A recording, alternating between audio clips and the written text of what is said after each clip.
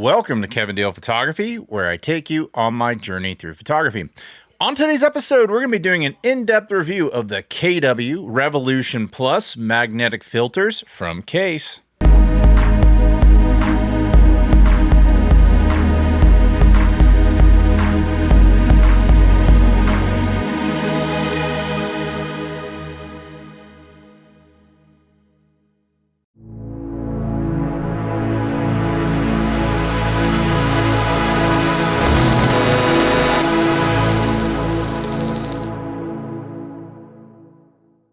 Welcome to today's episode. If you're not familiar with Kevin Deal Photography, we do gear reviews, tips, techniques, and tutorials, and sometimes we dive into film. If any of that sounds appealing to you, click the subscribe button below. For all of you who are back to Kevin Deal Photography, welcome back. And for all you where this is your first time, at the beginning of every episode, I ask for donations to BIG, which is an organization that helps intellectually disabled adults adapt to jobs in the real world. But to the subject of today's episode, we have this Kase KW Revolution Plus Kase kit. Now, this is a magnetic filter kit, and they did provide this to me for free in exchange for a review. And like all of my reviews, I'm going to try to be as honest as I can. I'm going to be completely independent. I'm going to tell you what I like, and I'm going to tell you what I don't like about this Kase system. Now, I got this in 67 millimeters because I shoot on the Lumix L mount. I have an S1R2 and I shoot with two S9s on this channel. I'm recording myself on an S9 right now. On the Lumix, I use the L mount S series lenses from Panasonic, and they're all 67 millimeter front filter threads. So I figured that would be a good pairing with this system. So what comes with this system? You get an inlaid ring, you get a CPL, an ND8, an ND64, an ND1000, and a lens cap, and it also comes with a really cool tool to help you get the inlaid ring out. So they claim this has low color cast, they claim that it is shock resistant, and then of course that it is magnetic. I've already tested that out. It is magnetic and that part works, but we do need to take this guy out in the real world. And then let's go somewhere way cooler for a demonstration than Austin, Texas.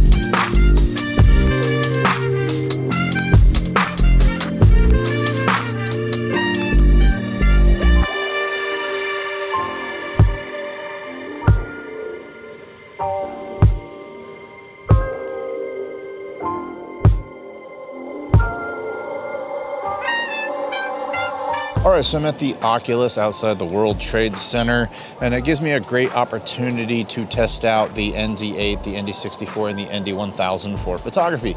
I've been using it quite a bit for videography throughout this episode, but you can definitely slow down quite a bit of light, and I'm going to show you kind of the differences of what you can expect. I'll even put the settings up there so you can understand how these ND filters slow down the light and change the way you shoot photography.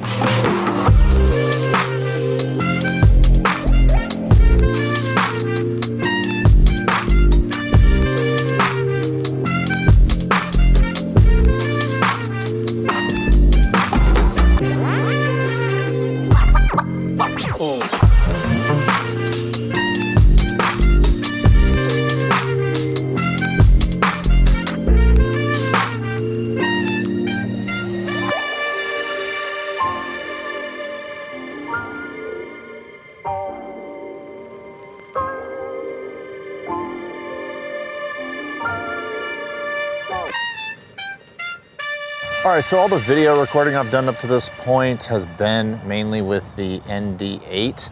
I was in overcast days in New York City. It is bright, it is sunny. I'm shooting around 5.6 and I'm using the ND64 so you can see how that works on a bright sunny day. It is good to have options. It is good to have darker filters, but I haven't done a lot of work with the ND1000 at this point because I just haven't had a lot of opportunities to do super long exposures. A lot of landscape photographers are probably watching today's episode, and of course I'm a portrait photographer, so I'm going to do a little bit of landscape here at a local park. I've got the water moving behind me. If you're new to ND1000 filters, you have to do super long exposures, and all this water you see behind me that's moving is just going to kind of turn into mush. All of this tall grass is going to look kind of blurry. That's the point of these ND1000 style shots, is you're supposed to do super long exposures. It creates very beautiful scenes. A lot of landscape photographers love that, and I'll do mainly color so you can see what kind of color cast it gives you, if any at all. I'll start off with a shot with the filter off, and then I'll do a shot with the filter on in color so you can see if there is a color cast. And I may shoot a little bit of this in black and white because I do love doing super long exposures in black and white. So let's see what kind of shots we can get with this ND1000.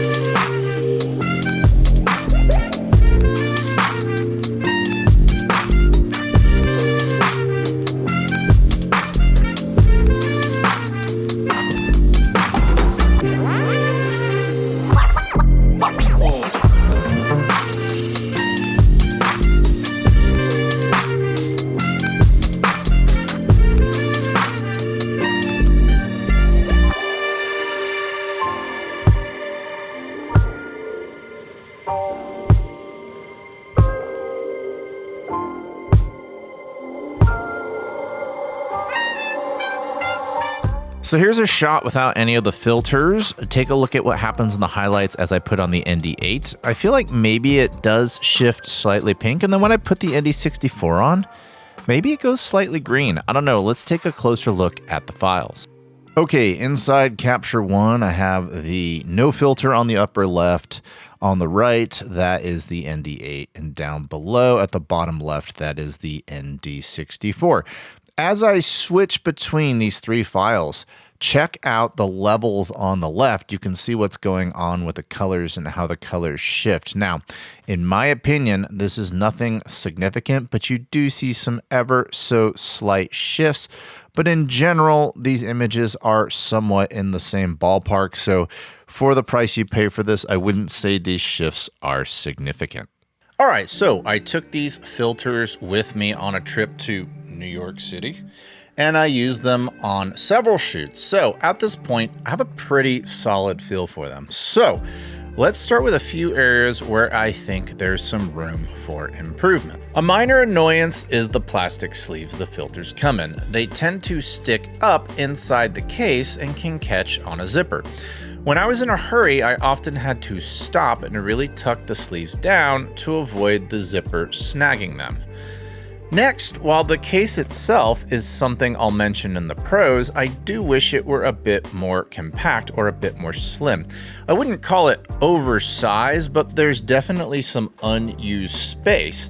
As photographers and videographers, we tend to care about every cubic inch of our backpacks, and slimming the case down just a bit would make it even better.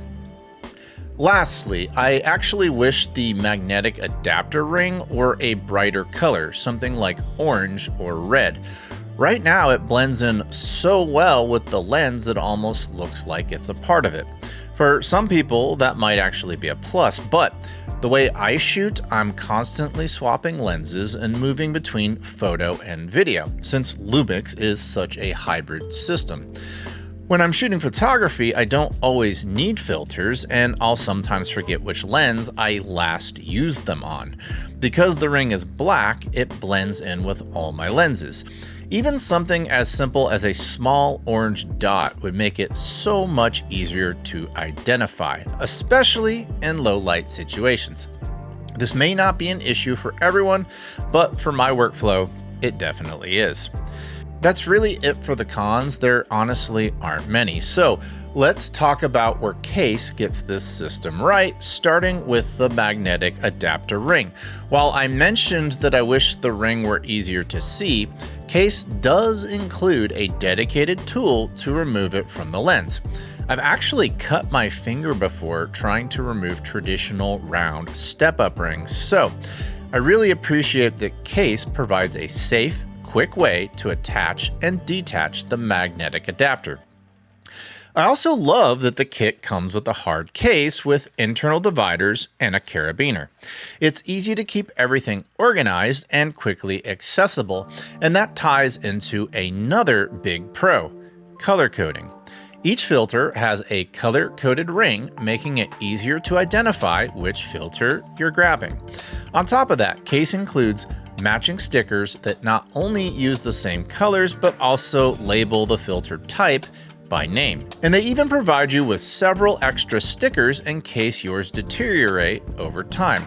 From an organizational standpoint, Kase absolutely nailed it. The magnets themselves are strong. I was running around in the New York City subway and initially worried a filter might pop off if I bumped into something or someone.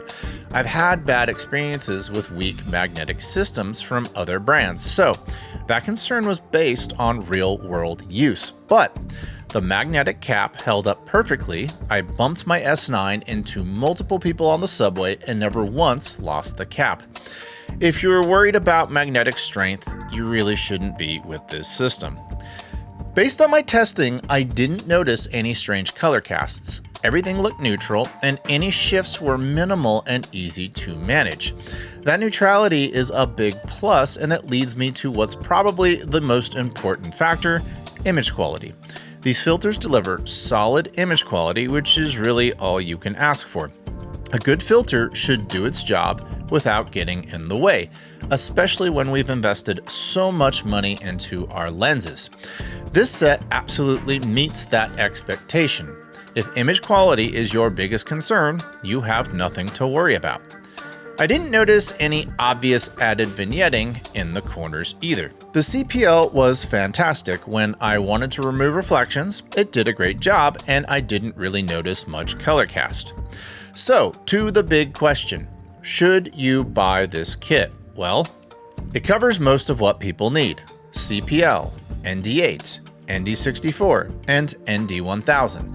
And it includes a protective cap, a well-designed case, a smart organization system, and overall neutral performance, all for under $350. For beginners, that price might feel like a stretch, but for more experienced shooters, it's actually a pretty reasonable investment for a complete filter kit that's magnetic. Ultimately, it comes down to what matters most to you and how you will shoot. If you're interested in picking one of these up, I'll leave a link in the description of this video. That does it for today's episode. Have you tried this system from Kase? Have you tried a different system of theirs? Were you looking at this guy and went with something else? Tell me about it in the comments below. And if you're a fan of this channel, I humbly ask you to click the subscribe button below. And until next time, I'll talk to you soon. Bye.